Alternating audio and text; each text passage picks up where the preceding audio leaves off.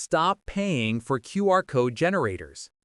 You can build your own inside Google Sheets in seconds. Step 1. Resize your rows. Make them big squares. Why?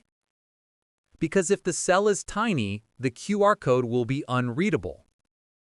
Now, grab the formula from the description below. Paste it here, and make sure it points to your link. Notice the encode URL part? It ensures that complex links with spaces don't break. Hit Enter. Boom! Now, let's prove it works. Pull out your phone, open the camera, scan the screen right now. It takes you straight to Google, right? It is also dynamic. Change the link to tesla.com and the pattern updates instantly. Double-click to finish. Subscribe to Sheets Logic for more magic tricks.